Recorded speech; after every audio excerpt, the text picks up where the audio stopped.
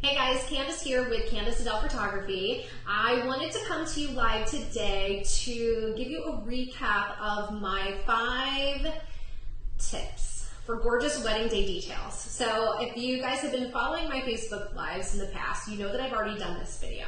But if you've seen the video, you also know that the audio wasn't the best and it cut out a few times. So I wanted to redo this video. So number 1, you have better quality. Number 2, you don't get annoyed with the audio going in and out, and everything is in one place for you.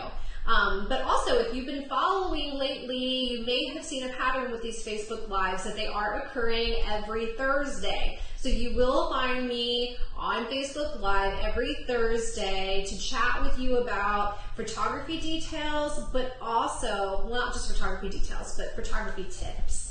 Not just about details, but also business tips and different mindset tips to help you grow your business, regardless of whether you're in photography or not. So I know I do have some people that watch these videos that are not photographers, but they are in the wedding business or own their own businesses that find these videos helpful. So you're going to find them here every single Thursday if you haven't caught on already. So I just wanted to let you know to make sure that you tune in every Thursday. But back to the 5 tips for gorgeous wedding day details. There is going to be a link below with the guide for this very thing if you haven't had a chance to grab your copy. So if you haven't, make sure down below you grab your copy of the 5 tips for photographing gorgeous wedding day details, print it out, take it with you to your next wedding. Also, make sure that you go back and take a peek at some of my past Facebook Lives where I actually shoot wedding day details and show you exactly how this is done. So, without further ado, let's start talking about those 5 tips for photographing gorgeous wedding day details. The first tip, and probably the most important tip of all of the tips that you're going to get today, is finding the right light source when you are photographing those details.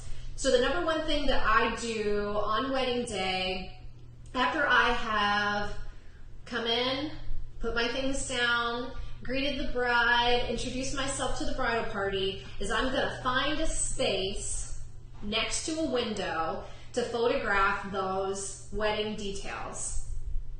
And when I find that window, I am going to set up my details perpendicular to the window. So for example, here's my window. Here are my details. This is where I'm going to be photographing because I want to get that really great light and shadow coming across those details to give the details beautiful dimension.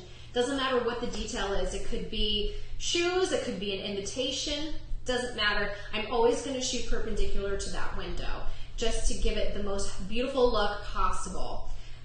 Some people do choose to, shoot straight on with the window. That creates a little bit of a flatter light. I feel that the most flattering light for details is going to be that perpendicular shot. So pretty much everything that you see on my blog or in my portfolio that I give to my clients is going to be shooting perpendicular to that window. So that is number 1 tip. If you walk into a scenario where you don't have a window, a couple things you can do. 1, you can go somewhere else within wherever it is that you're shooting to find a window. I've certainly done that when I've shot in hotels where we're in some type of conference room and there's no window. I will go find a window.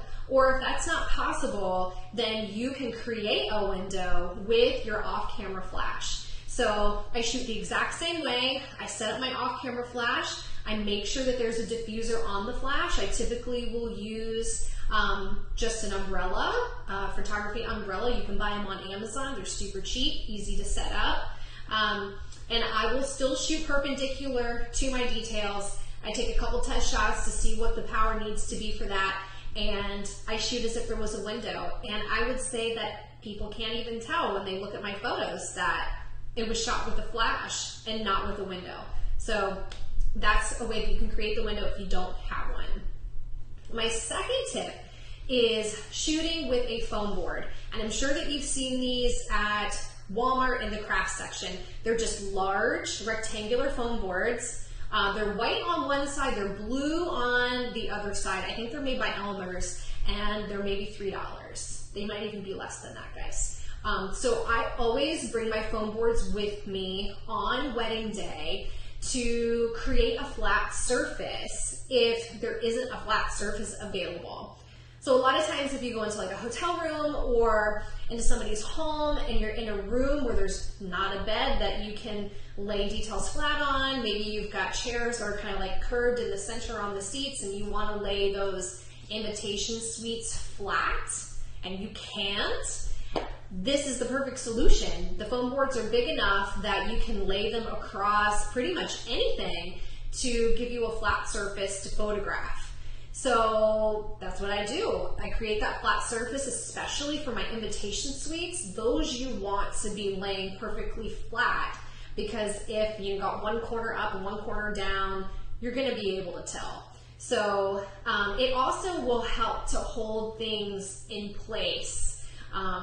Where, for example, you're trying to stack shoes or rings or whatever it might be, they won't topple and fall like they would on a surface that's not flat. So those foam boards are amazing. Go grab a couple, bring them with you to the next wedding. My third tip is using a bridesmaid's dress as the background for your details. So a lot of times I will put the foam board underneath a bridesmaid's dress and drape it over top of that foam board to have that really flat surface, but to have a really pretty background when you are photographing those details. Sometimes you'll go into a hotel room or a venue and they've got furniture and they have other things that just don't match the theme of the day. Or maybe they're darker surfaces and you're a light and airy photographer and it just really doesn't quite jive with what the bride has going on for her color story for her wedding day. So I will use a bridesmaid's dress. I always ask first and warn the bridesmaids of what I'm doing before I just start grabbing dresses. Or, you know, if there's not a bridal party, so there isn't a bridal gown, not a bridal gown, but a bridesmaid's dress that you can use, you can always use the bride's dress. I've done this numerous times, taking the bride's dress and photographing the shoes and all types of different details on there just to give it that really beautiful backdrop. One bonus tip with this though that I will tell you is when you're photographing shoes on a bridesmaid's dress to be very, very careful of how you are placing those shoes on the dress, because a lot of times the heels have, they're plastic and they can pick the dress, especially if it's chiffon. That's a pretty common fabric choice with bridesmaids dresses, and they can get picked. And you do not want that to happen on wedding day, because you will have bridesmaids very angry with you, and that's the last thing that you want. So I definitely recommend being very careful with those shoes and possibly flipping the dress over and photographing with the back of the fabric in case something does happen, God forbid. But just be very, very careful when you're doing that. My fourth tip for you is using reflectors in the space that you're in to create better lighting for your details. So I will use pillowcases if I am in a hotel or even someone's home. White pillowcases just straight off the bed of where I'm photographing. If I find that I'm getting some darkness on one side of the detail and it's not a flattering darkness, it's not a beautiful dimensional darkness, then I will take a pillowcase and I will put it on the opposite side of the window. So here I've got my window, I've got my detail, and here I've got my pillow, where I'm creating a reflector to reflect that light back onto the detail to just brighten it up a little bit on the other side. Because you don't want to be photographing details and then they're on the side, everything kind of goes into a black hole and you can't see all of it. So I will definitely use those pillowcases if they're available, but I will also bring with me a second foam board, because remember I said one side is white and one side is blue. You're not going to use the blue side. but you can actually use that big foam board as a reflector to help reflect some light onto that detail. All right, my last tip, and maybe my most controversial tip, so use this if you want, but it has worked really well for me.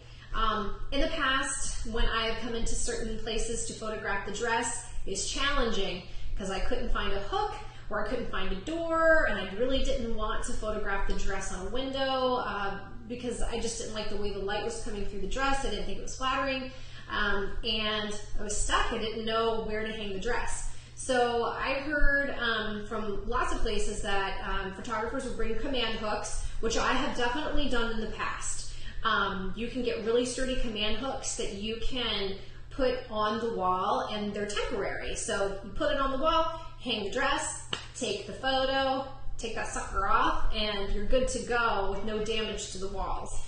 But what I have found is that it can be a little challenging with wallpaper or different textures that are on the walls. And I learned this the hard way once. I put the command hook up, put the dress on, dress fell. So you definitely don't want that happening in front of your, well, in front of anybody. You don't want it to happen at all. So what I have done, specifically with textured walls, with wallpaper, I have used little tiny clear tacks to put in the walls.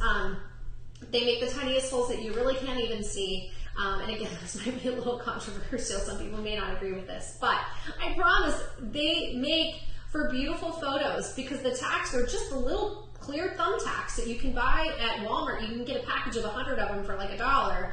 You just stick it right in the wall, you hang the dress, and I promise you, like, these things will hold like 100 pounds. It's kind of crazy.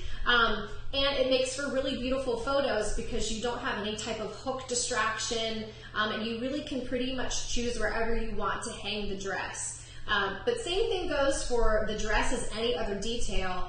I'm going to use the exact same guideline of shooting perpendicular to a window. So I'm going to try to find space that's going to be close to a window to be able to hang that dress and to take that picture. I have also found some really pretty hooks at Target from time to time that are those same tacks, but they have a hook on them to make it a little bit prettier in the photos. But those clear tacks, they work great, and I've used them a million times, and they're fantastic. So hopefully these tips have been useful for you guys. As always, if you ever have any questions, you are more than welcome to reach out to me. Send me a quick message through Messenger if you want to sit down and chat about your photography business. Maybe you're struggling with shooting, growing your business, anything that it might be. I'm always here to chat with you, and also do free strategy calls to talk about how to take your business to the next level.